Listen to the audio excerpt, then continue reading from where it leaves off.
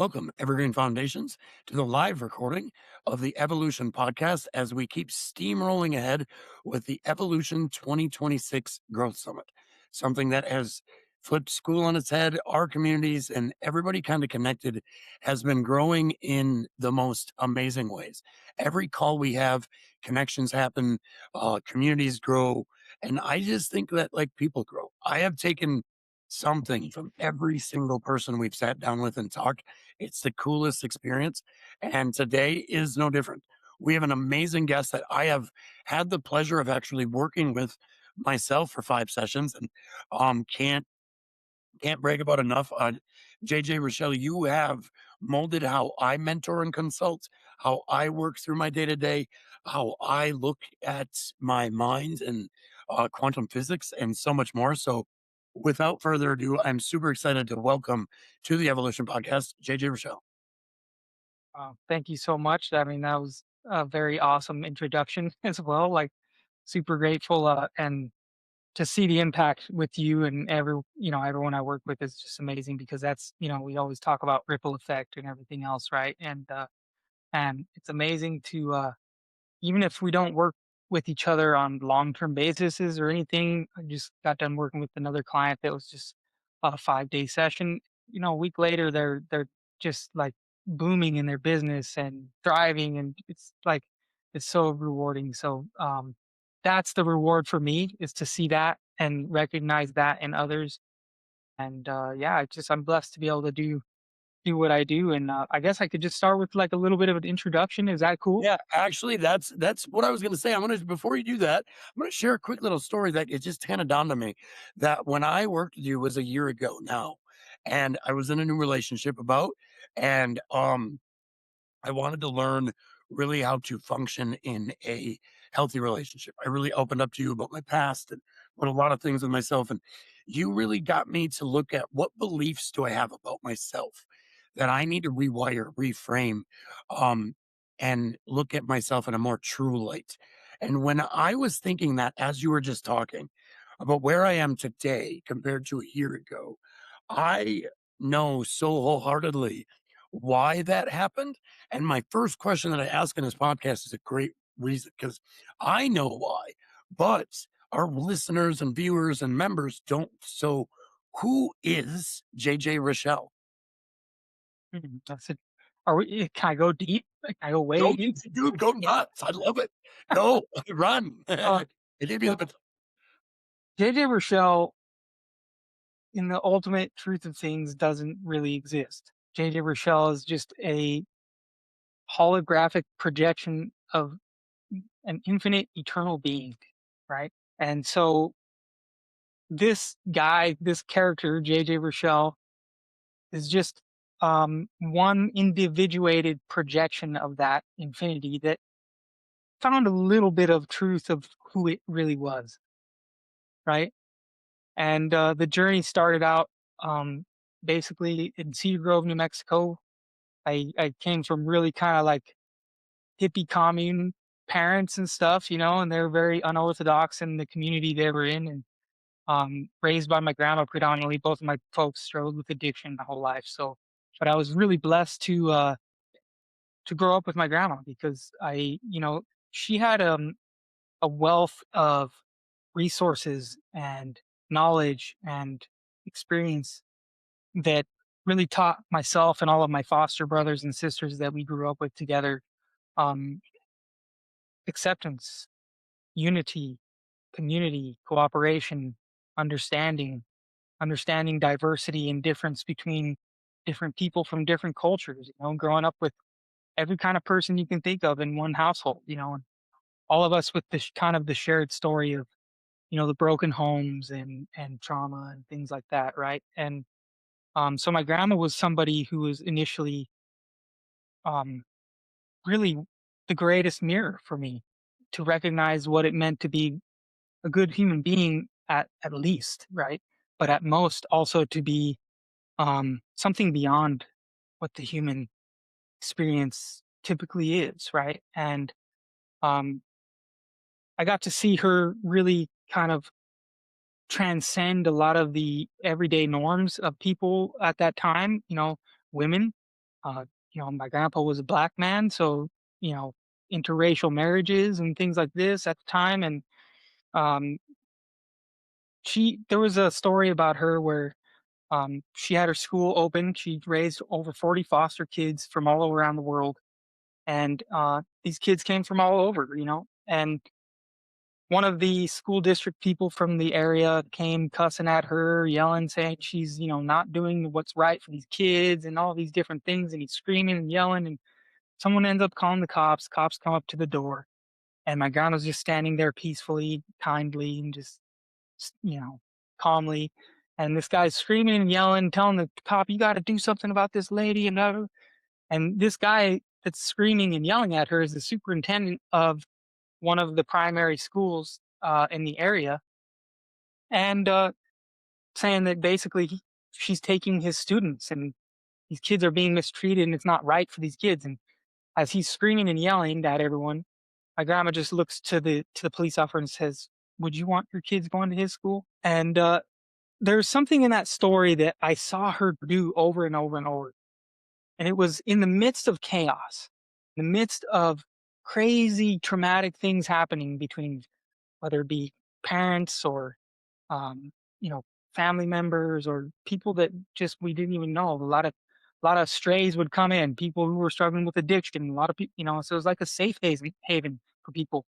And with that, I saw my grandma just continuously um, be an anchor and someone who would bring reason, understanding, and love to everyone that came around her. And so I was blessed to have a very, very good teacher to realize a lot of what I share today. And I think one of the biggest things that was one of the resources that I got from being with my grandma, other than, we lived under a big mountain. I was a wild, crazy kid. I would just run outside and be in the trees and the mountains all day long. And I would play sports and play music and play, create art, all of the things that I still do to this day. But one of the things that really was powerful was she had a wealth of resources in regards to literature. And she had everything from the Bhagavad Gita to the Mahayana Buddhism to esoteric teachings from many different mystical teachings in Christianity and the Kabbalah, Judaism, all of these different uh, faiths and understandings and esoteric knowledge that I pretty much nerded out on all the time, right? Like I just would nerd out on it. And I remember this part in my life. I was about 12 years old where I we just came in from playing football or soccer. I can't remember what it was. Something outside. All these crazy, foster kids basically coming in all muddy, and it was raining outside. And I just remember sitting next to this bookshelf, closing my eyes, and I left my body at that moment.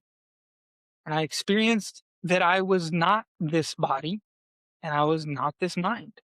You know, and I experienced a little tiny, small fraction of what I knew to that time, all of these mystics and teachers and spiritual teachers and traditions were speaking to. And so that really shifted a lot of things in at least in regards to my intentionality in life from there on. It became less of like this wild kid just roaming wild crazy everywhere. And it became like I had this, for whatever reason, just this anchoring of intention in that moment. And so everything from there on became um about that for me. I started writing a lot of music, started performing live as a teenager. 'Cause of course, we were like thrash metal and stuff like that. But if you listen to the lyrics, it's like, yeah, it's all mysticism, it's all spiritual unity, and all of these things. Everything that I've done, everything up to raising my four kids, has all been basically circumferenced by these experiences and this knowledge about um, ultimately the nature of reality. And I think that that's a great place to start in regards to like what it is I do, right? Yeah. Um, and it should I go in, or is there any questions you guys Honestly, have before? Yeah. honestly, man, I'm just like at the edge of my seat the whole time. Some of your story, I just get chills at the way you present it. Tinka, do you have any reactions to this point? I could, but I also want to listen to the story. So keep going, JJ. Yeah, why don't you just hey, you still got the baton, keep running. Awesome. Awesome. Um, yeah, ultimately, we all think that, and we've been conditioned to think, um, that we need to get somewhere or go somewhere to get something. We need to go from A to B to get what we need to get. We need to um, grab this life by the horns and force our way through it and to achieve what we need to achieve in success. And we've all been trained to basically live by this system. This system is also, if we relate it to natural evolution, natural inherent growth of life, it's it's counterproductive to that way of life. It has a function within a small window of growth and expansion, but it becomes obsolete very quickly. And but we built our entire paradigm of existence in society off of we need to force our way and force things to submit and bend things to fit the mold of what we believe through our ideal things should be. And so the question comes down to how did this happen? I mean, whether we believe that we were, we evolved up from ape-like beings, or we descended from light and degenerated down at some point, and then now we're on our way up, or however we think about it, there's some questions to ask here. Is what is the primordial wound that causes all dysfunction, all disorder, all Separation? beautiful? Dinka, bitch, knocked it out of the park. Yeah, and so if it's separation, let's talk about the nature of reality for a moment and see, is there actually inherently separation in anything that exists? We could perceive it that way. We would say, hey, I'm separate from you, Brandon and Dinka, we're separate. There's right. But for one, every mystic throughout history has spoke of this understanding of a unified oneness of all things. But the cool thing about today, right? Today, the age we're in, is that we have science that literally proves when they go beneath the subatomic level that there is nothing there. And it is literally an invisible field of infinite potential. In fact, there's so much power there that if you split the atom enough times, that thing blows up, you create an atom bomb, right? So the power is inherent in every particle of existence. And what is the inherent power that is? Well, what does nature do? It grows and it contributes, it unifies, it cooperates, it expands, it creates unity, ecosystems, right? They work in unison to create greater wholeness, greater oneness, greater health, greater vibrance, and they continuously evolve that way. It's the fundamental nature of evolution. So, what is causing that? Well, it would have to be that thing that it's coming from that's nothing, no thing, doesn't actually physically exist. So what is all this physical stuff?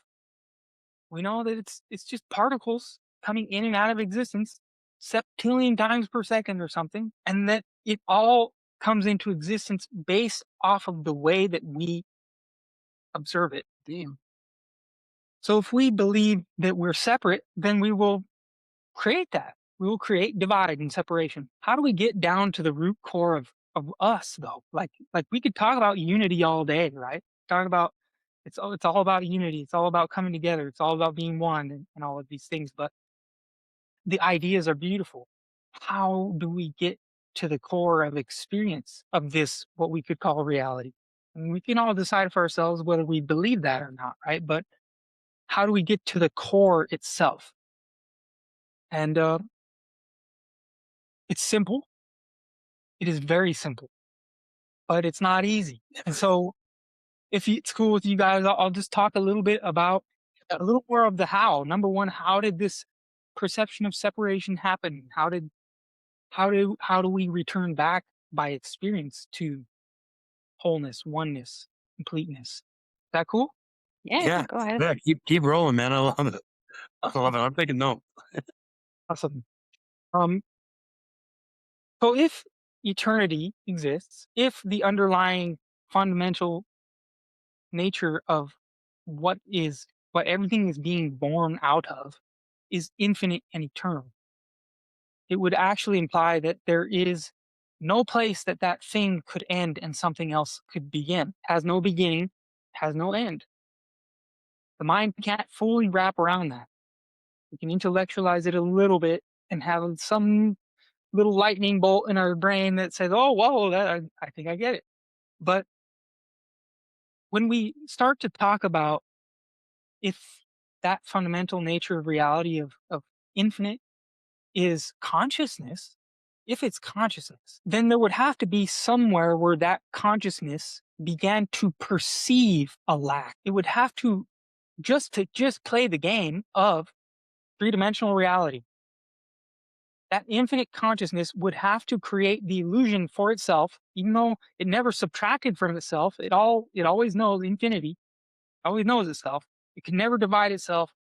It can never separate itself. It could never ever add to itself or multiply itself.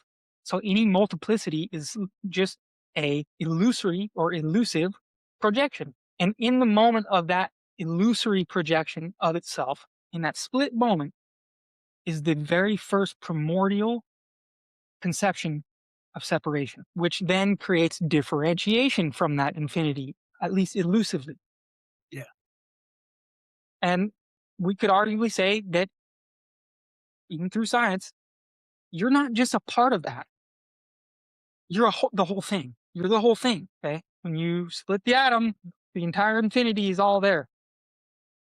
When you look at a hologram on a wall and you microscopically look at one pixel of that hologram, the entire picture is all there again. Yeah. Okay. So every bit of it is in every bit of it. And so, therefore, that's the story of all human beings, all beings, is that it's the eternal, whatever you call it, God, love, joy, source, truth, whatever you call it. That is the truth of all beings. That's what everything is. And the human being is just simply the being in which is the doorway for this lowest dimension of reality, three-dimensional reality, to fully realize who and what it actually truly is. And How so, does one begin to understand that? what's that? How does one begin to understand that? Hmm. Yeah, the first understanding is always intellectual. The second's always emotional. You have an emotional understanding of it. But the third and the hardest, I guess you could say, the most commitment needed is experiential. That's how you understand it truly. Is through experience. You can't. Nobody. It doesn't matter how much I tell you or anyone else tells anybody. You can't know it fully until you experience it. And so, one of the things I love to teach my clients is the simplest forms in which practices in which I've used that are tried and true, that are um, scientifically proven, backed by neuroscience now to this day. Now you got people like Dr. Lisa Miller and people like that who are backing these very simple fundamental practices that you find in yoga, qigong, you know, Taoist teachings. You look at any kind of mystical teaching, you'll find the fundamentals of what I'm going to share with you. Awesome. Okay. And so, one thing that I do want to clarify before we go there, though, because it's going to really paint a picture of how, because a lot of us, we have projects, we have things we're doing in the world. And we're like, why can't we get past a certain ceiling? Why do we, every time we want to grow, we face these anxieties and fears and overwhelm and burnout and, right? And we have relationship struggles and we have money problems and we have all these different things going on in our lives. And sometimes it can be a challenge to reconcile what's going on literally, viscerally in our life with, look at all this cool understanding of what I'm going to approach to realize through practice, right? And it creates like a dichotomy many times. There's this identity over here that identifies with the mind and the body that experiences all these challenges. And then there's this other part of you that's longing for this greater wholeness, this connection, this realization, right? And it feels like you're going in two different directions sometimes. And so I want to share a few things before we go into the literal how about how to reconcile that, and my experiences with that as well as an artist, a musician of 25 years, as I was a professional actor for a long time and got to work with George Clooney and Jeff Bridges and people like that and do all these really cool artistic endeavors. There was always this conflict, right? Staying consistent. Why do I keep self-sabotaging everything? Why do I constantly stop doing what I know is actually good for me and then I resort back to kind of the old ways, so to speak, right? Because we could teach and learn the how all day, but if we don't understand the mechanism in which is is blocking us from the full achievement of this, then we're turning our wheels and we don't know where we're at. We don't know why. It's like am I in the right place? Am I doing the right thing? Well, we all hear this saying, you're always in the right place. You're always exactly where you're meant to be. And so I want to give a few understandings that I've experienced for myself of how to know where know that you're in the right place. Okay. And the best possible thing that I can express is understanding what the real problem is, going deeper on what Dinka said, separation. Okay. Separation is tricky because what it does, the perception of separation or being alone or being what that equates to is unsafe, right? I'm not safe. And so in everyone's life, we're born into the world and we're taught that it's not okay to exist to some extent. To just exist, there's some aspect of just me being something it's wrong somehow. Okay. It happens in almost, I'm going to say, every person's life to some extent. And then we learn that it's not okay to be me, who I am. I've got to alter some things around to try to adapt to the way that other people need me to be so I can get love, I can get what I need in life as well, right? And then we realize it's not okay to be me desiring or wanting what I want, right? It's not safe. It's not safe to be me. It's not safe to me desiring what I want. And it's not safe for me to pursue what I desire. If I get caught pursuing what I desire, oh, I'm in trouble. It's not safe for us to actually get what we desire, we find out. And we make this up. However, it's a very real conditioning as well. Because why? It happened to our parents and their parents and their parents and their parents and their parents. And it all started from the need to survive, basically, right? But as we evolve out of just survival, we come more into a realization of presence and being, and we aren't just this bodysuit thing, and we actually have access to higher knowledge and a depth of love that we could arguably say is literally the cause of evolution. Things unifying and cooperating, down to the cellular level, right? You start having these realizations in life, and we realize, wow, this survival thing, it doesn't really work. It's kind of an obsolete system, as I spoke to earlier. It's not wrong. It's not bad. Yes, it creates things that are very undesirable, like governmental control and all these other things. But we let go of the judgment of it and we realize, okay, this is a part of this evolutionary expression of consciousness coming back into itself eventually. And so when we realize that we're going to self-sabotage everything we attempt to achieve because subconsciously we believe it's not safe to get it. Okay. I firmly believe this is what you taught me in doses when I worked with you, and where I was a year ago in my journey and where I am today is because I started to go through that process. I truly believe that. Beautiful, man. Beautiful. And it's, I always say as well, like when we start to wrap our head around this, even if it's conceptual at first, when we wrap our head around this, it it does itself in a way, right? it actually starts to work on you on it in and of itself, which is a really cool thing. It's like we think there's this massive mountain to climb that how are we going to overcome this thing? And all we got to do is just show up. We just show up and it will work on its own, right? And knowing these things, we can start to catch ourselves, can start to become aware in the moment of when we're being moved into that primal state. When we start to have those emotions that feel undesirable.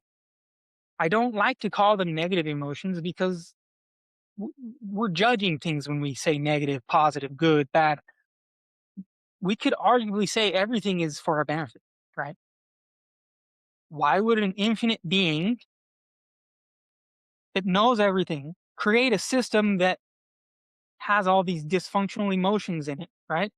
That kept you from becoming your ultimate self. Well, I always like to relate it to this concept of like, would somebody who would spend like, I don't know, $1,000 on a bottle aged wine, would they drink it all in one night and just go boom, there's intoxication, just like feeling good? I don't know if they would. I mean, there's probably some people who would, but the concept is that we would savor that. We would savor that intoxication. Okay.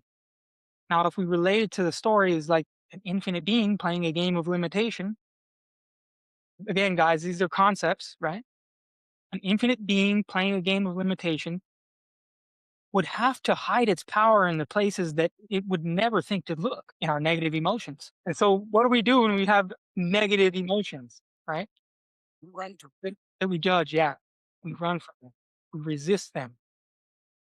It's like as if this infinite being that created this immaculate video game playing this character put these mystery boxes with skull and bones and a toxicity sign on the side of it that says, just stay away from that. Don't, that's the emotions you don't want to face, the things you fear, things that make you angry, the things that make you sad, the things that bring up anxiety and all of these things. And so this brings us to the how. Okay. This reframes how we understand when we feel discomfort. Okay. So that we can understand actually, you can even start saying to yourself, how did I create this for my greater good? How did my infinite being create this for my greater expansion and growth? You don't even need to know the answer. Just asking the question sends the subconscious mind to look for the answer and find it for you and show it and pop it into your hologram, as they say, right? Yeah. Okay. So when we feel these emotions, we want to, number one, become very highly aware of them and breathe. One of the foundations to existence is breath, right? Couldn't survive without breath for like, I don't know, 3 minutes or something like that. Survive without water and food and anything else for a lot longer. But breath, like the mass majority of people in society, their breath is like from here to here, very shallow. And so is it true that it's just oxygen we're breathing, or is it prana, chi, life force, energy? Is it life? And is it true that you're breathing the universe, or is the universe breathing you? It happens automatically, doesn't it? Yeah. So if you were to partner with that automatic thing that's happening, that nature, inherent nature, and breathe a little deeper down into the belly and let air come in and consciously let it come out and be aware of it and smile a little bit and just be present in the body, come back to the body, feel the emotions, quit trying to escape, go into the emotion. And so if inherent reality is infinite truth, and underneath the subatomic particle is nothing. It's an infinite field of energy with infinite potential. Wouldn't it also be true, and we can ask it in the form of a question, if you were to follow fear all the way down to zero, say it's in your chest, you imagine it's a pool of dark energy in your chest, let's say. Instead of escaping it, resisting it, pushing it down, going, having a smoke or drink or whatever it is, you get present with it and you go straight into it and you allow it. And if you followed it down all the way to zero, down where all the way till it completely processes and dissolves, then what's left? Infinite potential, the field. Okay. It's the core of who you are. It's the only thing that actually is who you are. Okay. And so the emotions are little beautiful gems that we left for us to reclaim the power. I love it. It's really cool that I don't know if you're familiar with the system of the gene keys, for example, by Yeah. Richard Rudd. Mhm. So that's one of my things that I'm very passionate about. And in that system, we also speak of the three different levels of frequency, and then the shadow, the gift, and the city. And the shadow holds the seed for the Mhm. gift and the city. So it's actually not a question of hiding or working through your shadow or casting it out of yourself. It's actually embracing it because it holds the gift Yes. in itself. And I love how it echoes back from different, whatever you want to call it, science or wisdom tradition, or it's the same truth but presented in a different way. And I Yeah. really enjoy um, hearing that. It's really cool. That's it. That's it. And it doesn't matter where we look, it's an inherent pattern, you know. It was, we could say, the infinite being, our eternal being, left Hmm. an inherent pathway for us to rediscover who we really are, our true power, true essence. Yeah, I truly believe that Earth or this dimension or whatever you want to call it, this experience is a school. We are here to level up and Mhm. to come back to the oneness or to source or whatever you want to call it. And it's also very cool that now science is catching up and is, I think it's been a couple of years when the Nobel Prize winners, they proved that the universe is mental, Mhm. that Yeah. it's actually not physical. Oh, So everything that is out there is literally thought. thought. Yes. And if you think about it, or if you feel into it, how cool is that? Yeah. Yeah. Like Well, literally the limit is our imagination. This is why I was just listening to a podcast the other day. Because of the fact that we are looking for water on Mars, we are finding it that's because right. we are projecting our thoughts, we are putting our attention on that, and it manifests. There it is. So cool. Yeah. That's the key and core of observer effect. You know, a lot of times it's hard for people to recognize, how does this apply to me practically, you know?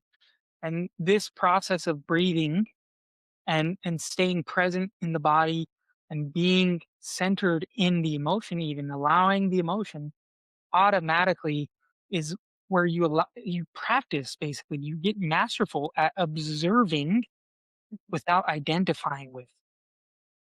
Okay. And if you're observing and you can see what caused it, you're seeing how it came to be, you see why it's there, all these different things, there's a deep level of compassion and love that you have for Mhm. part of yourself that is now dissolving. That's even somewhat painful because it's a part of you that's, Of course. It's dying an away. ego death. Yeah. Yeah. It's ego death. Right. And so the ashes go back into the soil and nourish the soil for new fruit to bloom. And so it takes courage to be able to sit with that and face those things, right? It does take courage, right?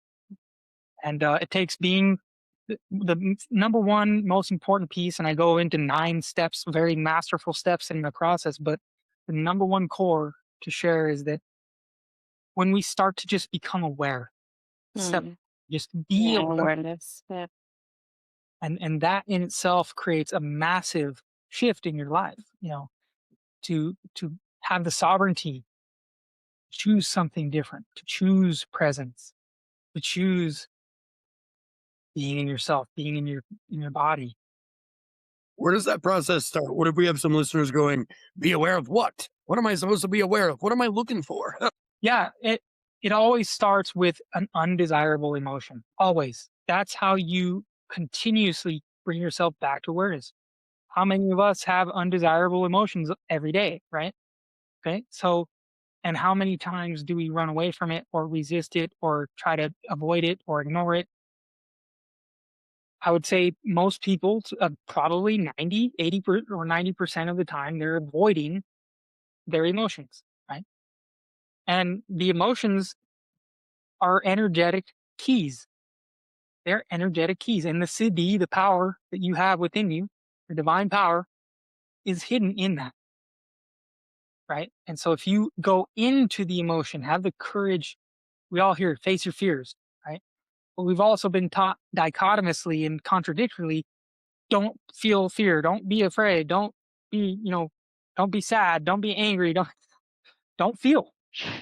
And so there's this conflict that we're resolving here is that feel the emotion, face the emotion, be with the emotion of fear, anger, sadness. My biggest thing that you really opened my eyes to was, and I do this with everybody. Now, Dinka's heard me talk about this a lot, but the thing that you really opened my eyes to is the emotions. I was always afraid of the emotions because they were strong emotions. I always was a person that couldn't uh, properly manage my emotions. Mhm. They were like, if I was happy, I was really happy. If I was angry, I'm really angry, and just all across the board. And they could fluctuate so much. And I was always trying to deal with the emotion, change the emotion. I've even tried to accept the emotion, but nothing ever really progressed for me.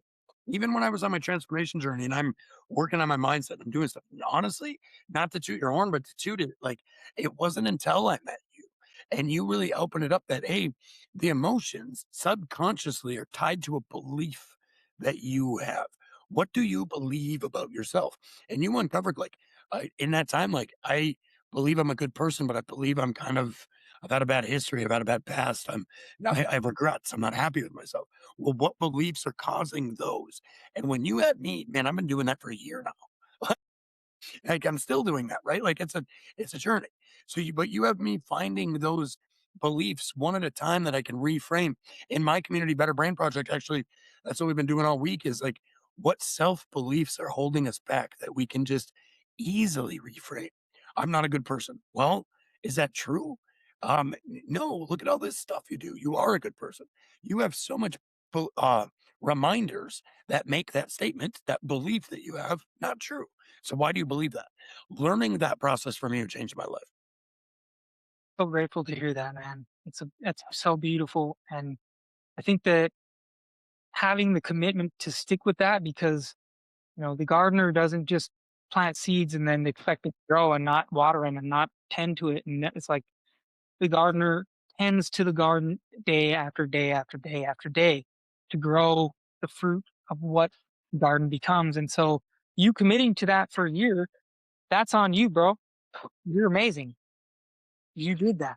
And it really takes someone who's, I know we all kind of know is like it takes being in enough pain to want to change, to want not just transformation, but liberation to some extent, right? Yeah. New experience, right? We're talking about how our thoughts and our beliefs create our realities and our experience and our universe around us. And I fully have seen that in myself and many, many, many, many others, yourself included, Tinka included, like in so many people that I've come across. I've seen living proof of this. Like Hmm. no longer can I not believe that our thoughts and our words and our beliefs create our realities. Like I can't go backwards. I've seen too much proof. And I think it's testament to we create our realities by and our emotions. We fight our thoughts when really we're the ones programming them. So where are we programming it wrong and stepping all the way back to those self beliefs, those beliefs about the things around us? If you think your world sucks, all you're going to see is a world that sucks. And it's gonna keep showing you that, right? And think it can contribute that this is or contest that this is a common theme of many of our guests all month is the things we put out there, we get back. And until we deal with those messy emotions and go, okay, why am I feeling this way? Like you said, awareness. Why is this happening? And then deal with that core self-belief. I don't think we ever get out of that loop. Would you agree? Yeah, I do agree. And I think that there's this, what I would call a preliminary phase of where we kind of do a lot of the belief work and we're like replacing beliefs with better beliefs. And we understand, like, hey, look, I'm not worthless. Nothing that the universe creates is worthless, right?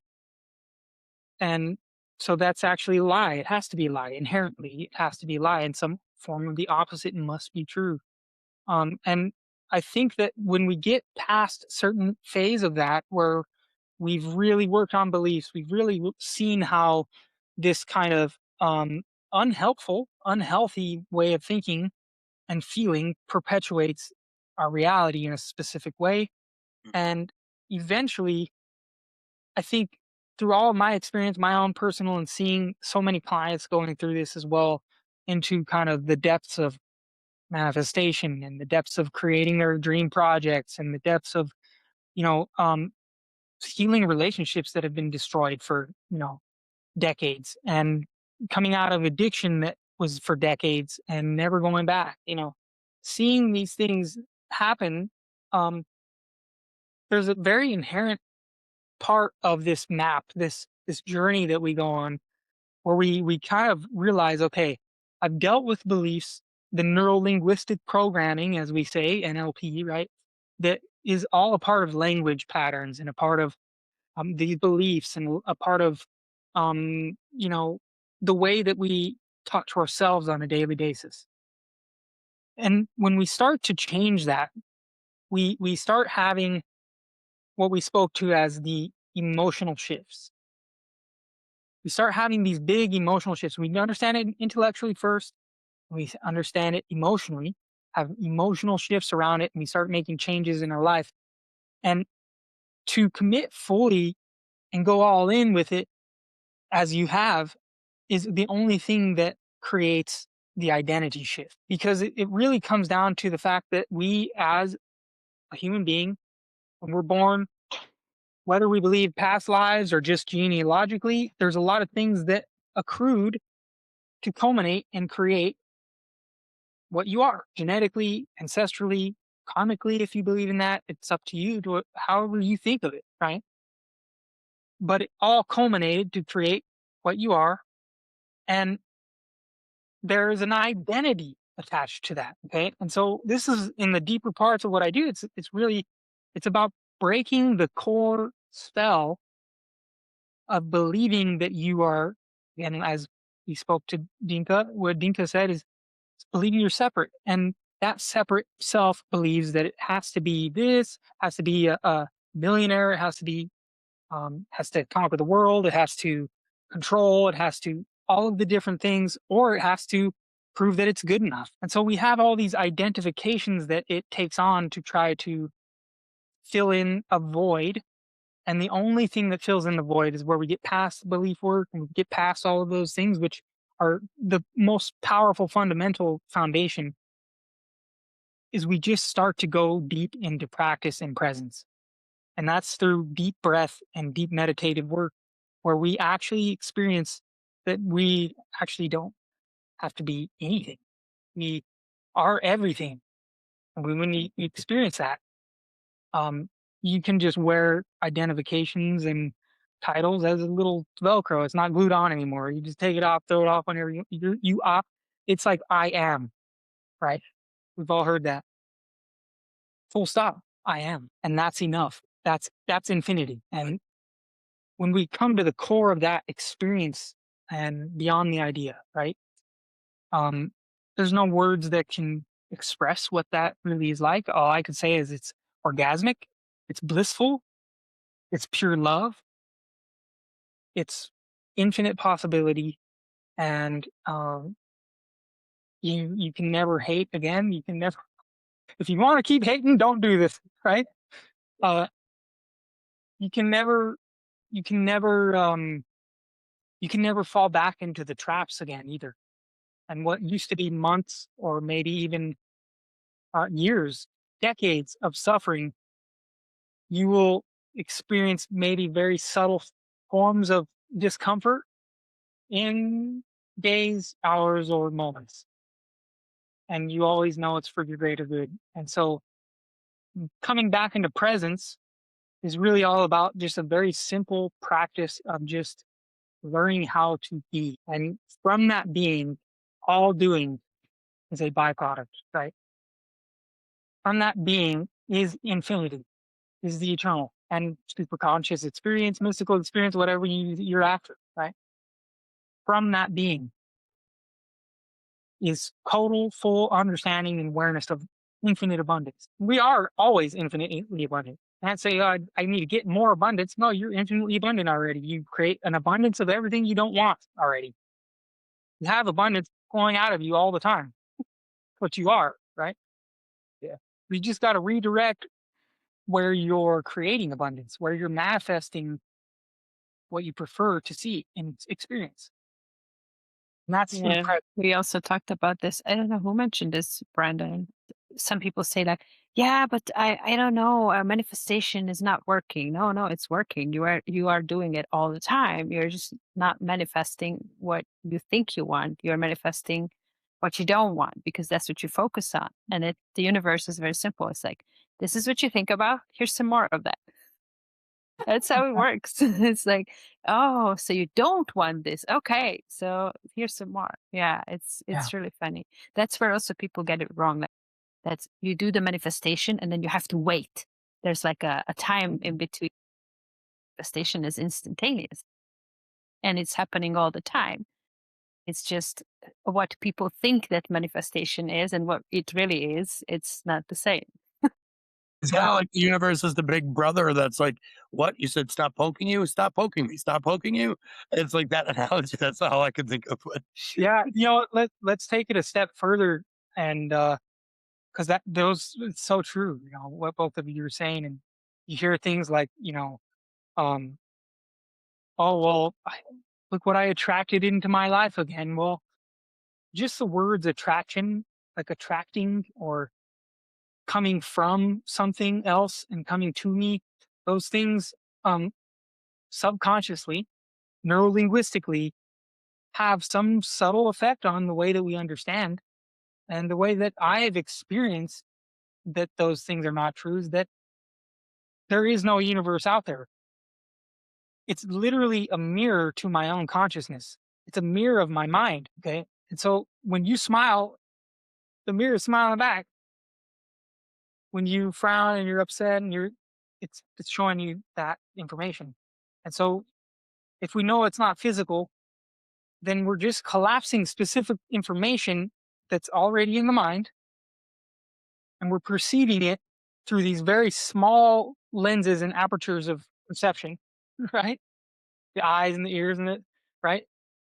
Very tiny fragments, very small spectrum of visible light, sound, all of these things that we know scientifically, we see such a small fraction of what's actually already there.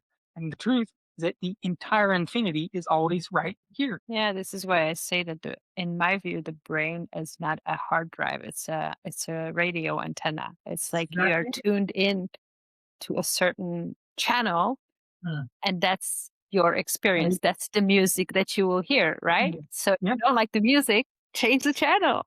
you can. Right. That's right. or And sometimes turn it down to put that sucker off, right? sit in silence. Yeah. Yeah, yeah. Yes. Yes. Exactly. And this process we're talking about, though, who it's not really kind to? A society that is ingrained in instant gratification. Yeah. Yeah. And it's so true. And I mean, I think the best question I would ask is, how did I create that for my greater good? How did I create that? How do I create that on a daily basis? And the world out there, right? As we said, it's in that society, I can resolve that thing that I see outside of myself by resolving whatever it is I see as a dysfunction in myself, right? We are microcosmic replicas of the entire macrocosm all the time. And so if I heal it in me, it automatically changes the hologram. Yeah, judgment. Feel it Mm. in me. You find that a lot of people are wanting healing, but afraid of healing? Yeah, yeah, of course. I mean, the caterpillar looks at the butterfly like, man, you crazy. How the heck you doing all that work flying? But the butterfly's like, damn, bro, you're working real hard just to go real short distance and, hiding all the time underneath the leaves and stuff. And I'm free flying. It's no big deal. Right. So there's a cool quote by a guy named Peter Crone. He Mm. says, we're not afraid of the unknown. We're afraid of the future being like the past. We're So actually cronies in here. We have a course. Dinka created an awesome course of Peter Crone inspired teachings. She shares a lot of Peter Crone nuggets in our community. We are cronies around here. Nice, dude. I love cronies. Cronies are the best. And yeah, I mean, I always think about the for me is like this caterpillar is going to make every excuse not to go into the cocoon, go through the furnace of their emotions, and go through metamorphosis to track to liberate to becoming the butterfly. They're going to make every excuse why I got to eat one more leaf. Gotta get a little fatter. I got to get a little bit healthier. Got to get all these different right. Something that I think a guy named Robert Brault said. He said, "We're not kept from our ultimate goal by obstacles, kept from our ultimate goal by clear paths to lesser goals." I like that a lot, actually. And we're afraid of healing because there's too much benefit in the suffering somewhere. Can't imagine that the benefit of this drug is going to be any better than this. Like, right? It's too much benefit. Why is it? It to me, I mean, a lot of us see this working in wellness businesses and community owners and everything we do.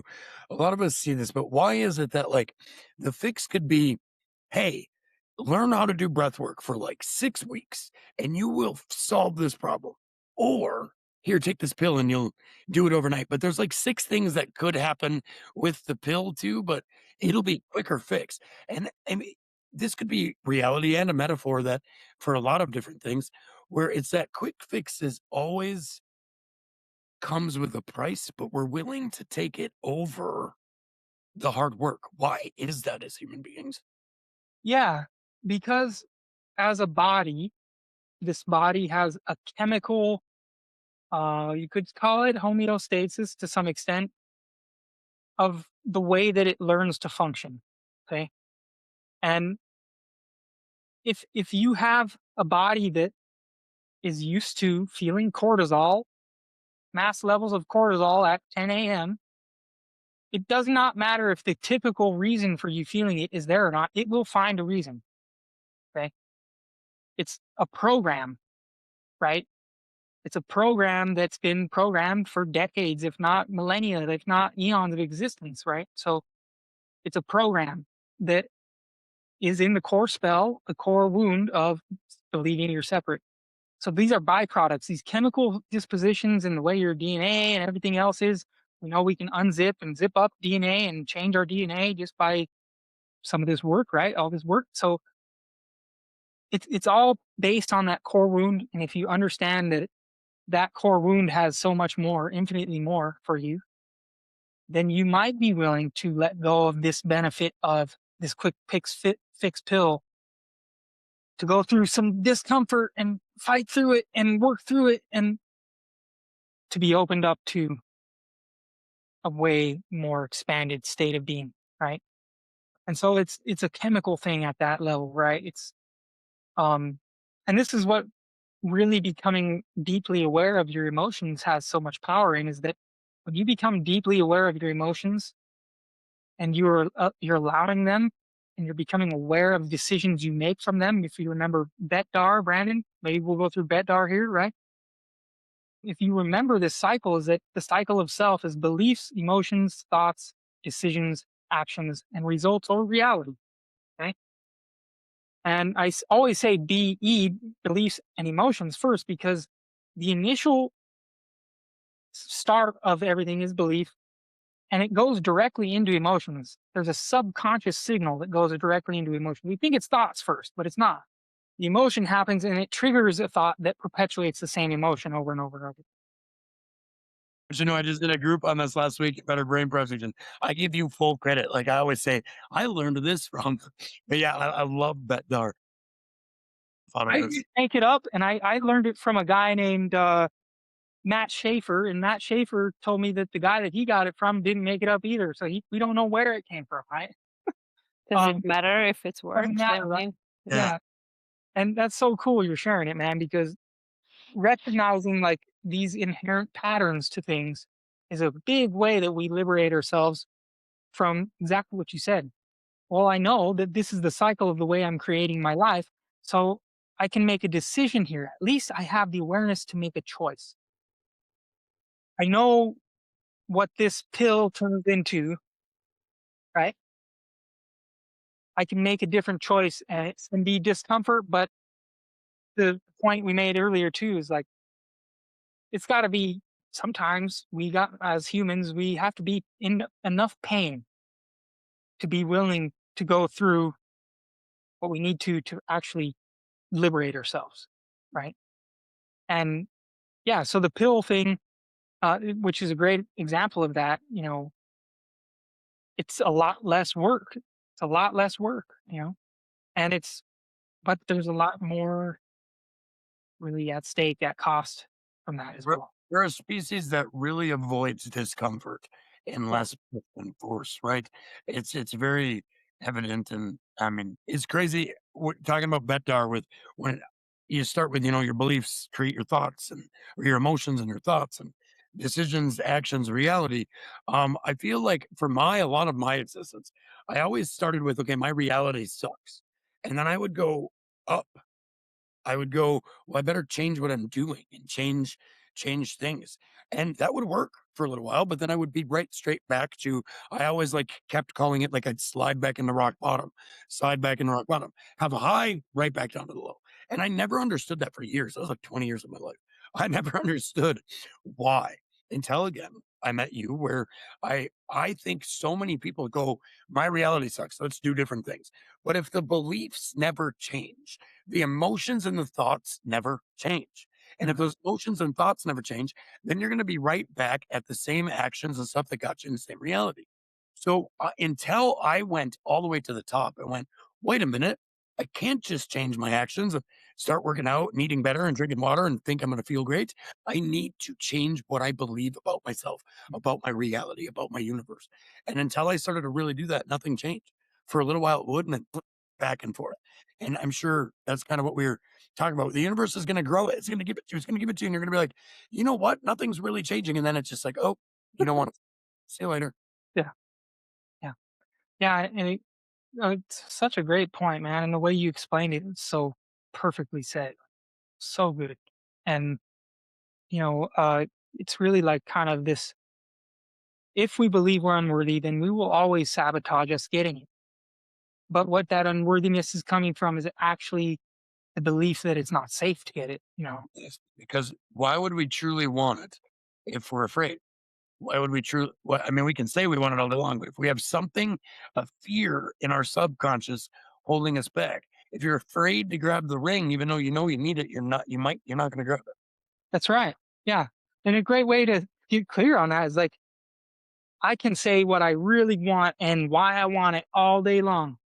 But tell me why you don't want it and be honest, you know? Because if you start being honest about why you actually don't want it, you'll find, oh, well, this is why I don't want it. Because I perceiving that this amount of responsibility, that amount of effort, that's going to be painful, right? That's going to be like the caterpillar's looking at the butterfly like, damn, bro, that's a lot of work. Butterfly's like floating easy, baby, floating on the wind, propagating the seeds and the pollen, right? You know? For So me, I always wanted getting into business. I always wanted, to change my family's life and all these things that when we start being an entrepreneur that we think of. But I think I found through my year process here that I was afraid of what happens when I have that much responsibility, when more people count on me, when will I go back to that rock bottom slide and everything will blow up and everything.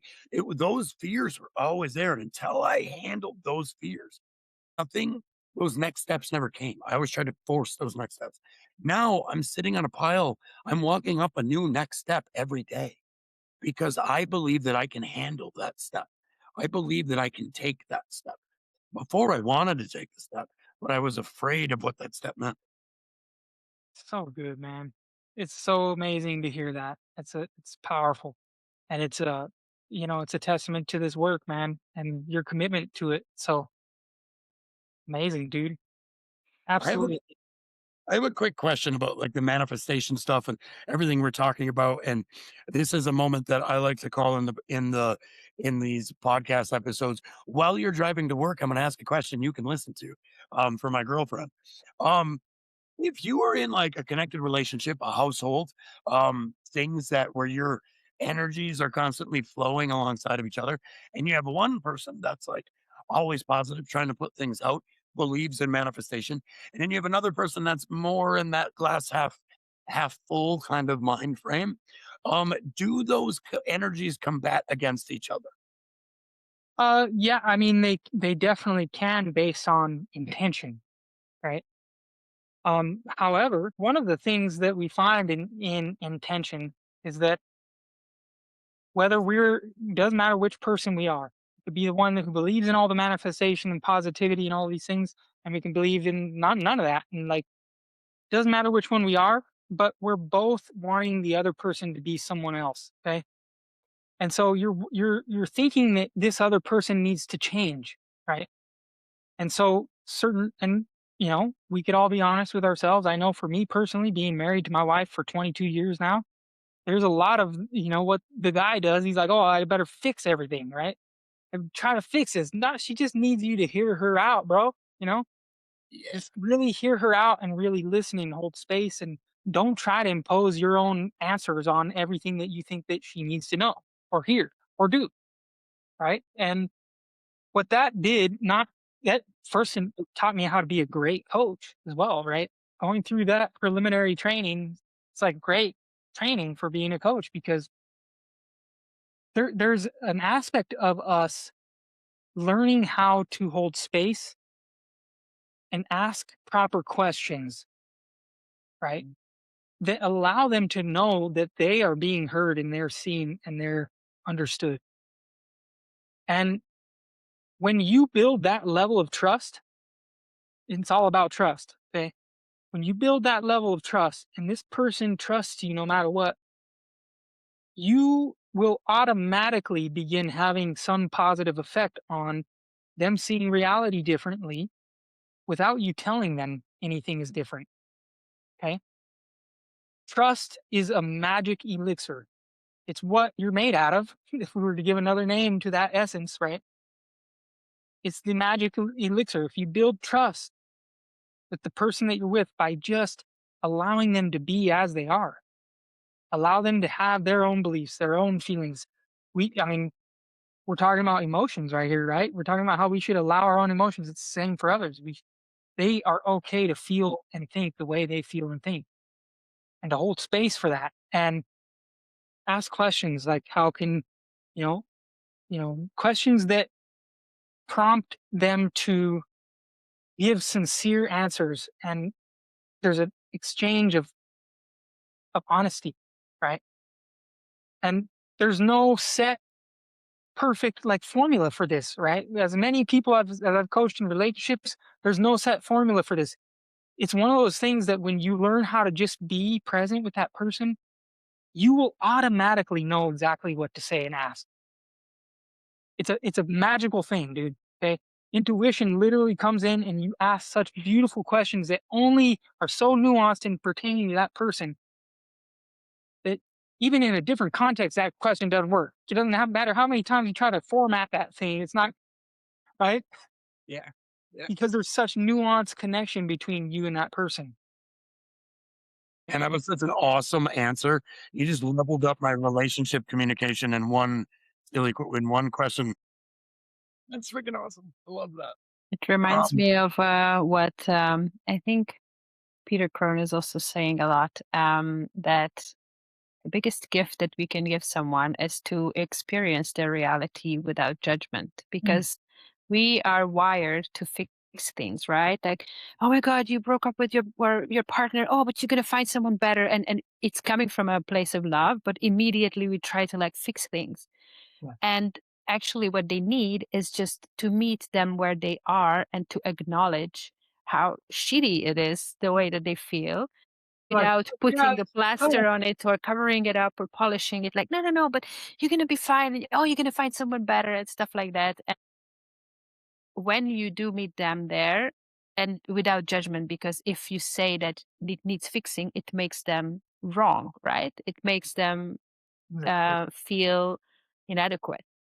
Mhm. So when you meet someone there, that's where you can actually connect with another human being and have that um, connection to your intuition and help from a place of non-judgment and really start to help to someone else to grow. So yeah, it's really cool.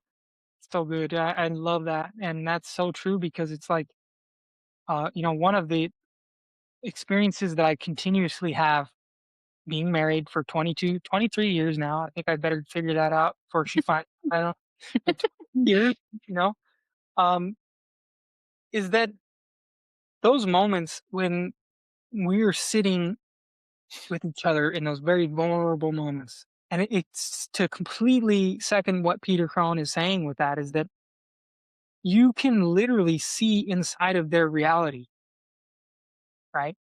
And you actually, we hear that old saying, walk a day in another's shoes, right? And when you have that nuanced level of perception for just even a split moment, you can see exactly where they are, and you know exactly in that moment how to just be and respond in the moment. There's no preconceived, premeditated answers. There's none of that, right? And it all comes from being present and trust. And man, that's some powerful stuff because it relates to everything, every relationship you have. You know. And ultimately, that's what we all want. We just want to be heard and seen and understood and loved. So that's actually the biggest gift that we can give to each other, to another human being, is just undivided attention. That's why there's a raging war going on for our attention with all the slot machine, social media, and all the colorful, flashy things, right? Mhm. So, Yeah. yeah. Yeah. Uh, So we like to open these up to our community, and we have live threads, and we have threads that we ask members to drop questions. And I know you answered this in the thread, but I would love to have this on recording. But Tim Attio, who is an amazing friend of ours here in Evergreen Foundations and has a community, is really big on communication and the way you read people's tones and relationships. So you two are another connection that should probably happen in the future. Mhm. His question was, how do you find it when you have to explain what NLP is and what you do? mm, I actually wait a second, JJ, before you answer that, because I talked to Tim earlier today, and he knew that he couldn't be on this call, and then I told him to drop it in the thread. But I think that there's a piece missing because he is himself an NLP master practitioner, and he finds that it can have like a bad reputation because of all the misuse and like a lot of stuff that happened. So I know that he asks this with that lens, like how do you explain it so that people mm, don't go like, oh, NLP, like yeah. Yeah. I mean, this is what I have experienced, and I have experienced that as well. As spending hours and hours and hours, thousands of hours in not only practitioner rooms, but also, you know, actually processes, deep unconscious processes, walking people through deep trauma and things like this. I realized that NLP is a label that they gave something that is not what they think it is, right? Neurolinguistic programming has been thought of as like a manipulation, and it can be like people can use it for that, right?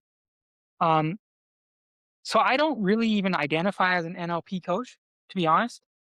I've done a lot of certifications because I see the reason that I find it valuable is that it literally is a way to speak about the subconscious and unconscious mind from the same lens as the psychotherapists like Claire Graves that did spiral dynamics, which, if we know and study those things, that is literally gene keys, kinesiology, it's cymatics, it's all of every science that we can study right now are all showing the same inherent patterns of the trajectory of consciousness, right? And how the mind functions through experience in what we call three-dimensional reality, right? And so NLP is actually just a very intellectualized and very process approached mysticism. And when we understand that the unconscious mind stores emotions and has all these things stored in the body somatically, we could also call it somatic coaching in many regards, right? Bringing the attention back to the body and releasing those energies through movement, through breath, qigong, tai chi, all these different things, right? And I work in all of these things, so it's like it's none of those things, but it's all of them as well.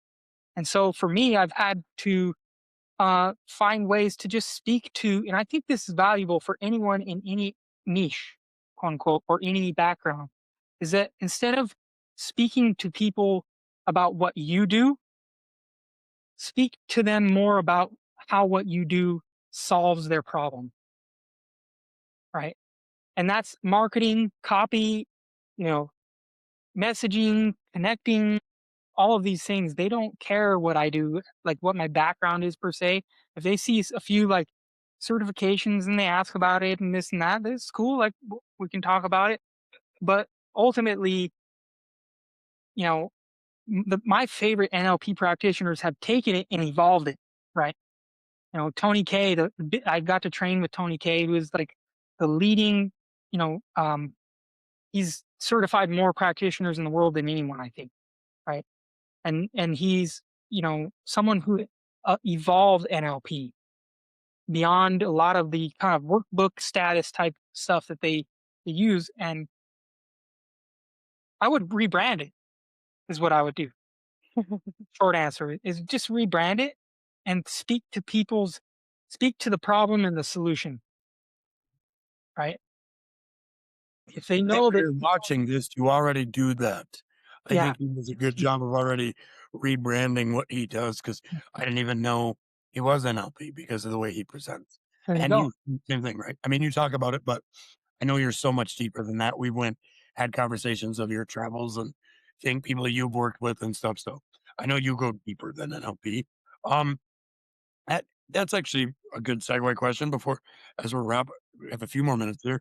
Um, with all the people you've worked with, NLP, the things you picked up, your grandmother, your all the influences that you've had, do you have any still like all the teachings, right? Do you have any still like, hey, it comes down to these core principles. All the same teachings still come down to the same thing. Yes, absolutely. Your body, your mind are vehicles for an infinite intelligence. And like, if you can't swallow that, like, if you can't come to the terms with there's nothing to worry about, the universe is literally striving to create greater wholeness all the time. The nature of reality is always striving for love and cooperation and harmony. Those understandings, and you just be here in the body, right here, you will naturally allow yourself to let that divine or infinite intelligence, whatever you want to call it, that inherent intelligence that exists in every particle, it will automatically do the work on you. And we use modalities and things like this to show people steps because we're all very left brain intellectual. We need these steps and we need frameworks and but it's as simple as just come back and be present in your body. Be present with your emotions. Know it's okay to feel. Know that it's okay to be. And that takes courage because you can't just know and like, oh, well, I know, cool. It takes you having the courage to practice that and be present. That's the simplest way to explain every mystical teaching on the planet. There's so much. I really do. It's, I love how you say give your self permission to be courageous, like have the courage, right? Give yourself permission to do it, to see things differently, to expose yourself to a higher understanding of yourself. I really love how you present that. Absolutely, man. Yeah. Thank you guys so much. And if anyone is like, hey, this spoke to me, where can we find you? Yeah, you could go to JJ Raschel at Facebook, IG. Um, you can go to jjandthemystics.com and email me or connect with me there. Uh, It's- Many other places as well, but I think those are some good core places you can connect. And yeah, JJ Rochelle at Facebook is a great place. Send a message to me, and You run a Facebook group too, right?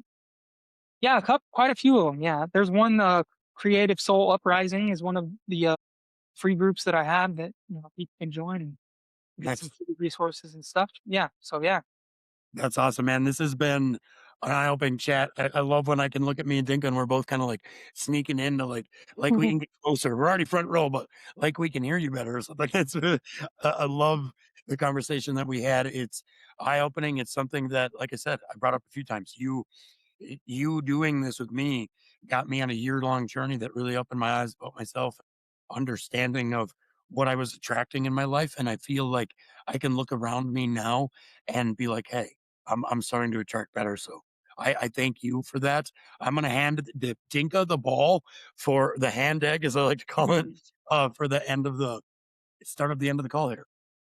So I don't know if you know about this, but I do my little card magic at the end of these calls with my oracle deck. Mm. And today I have the moon card for you, which reads, "Take note of intuitive mmessages." So Mm. I hope it resonates. Funny thing that this card came up already during the summit for Stacy Coley. So that's another connection that I encourage you to make because I think you guys would hit it off. So I hope this resonates. Wow. Thank you so much. That's amazing. Yeah, that's very powerful. Thank you. Mhm. Love it. JJ, brother, I look forward to more collaborations, more connections. Anything you need, hit me up. We are due for, I think we're due for a one-on-one chat ourselves. And I can't thank you enough for this. I always ask the same question to all of our guests before we end. And since the beginning of this call, there's a few things that you said where I was like, oh, I can't wait for the end. Not that I couldn't wait for the end, but for this question. AJ, what does evolution mean to you?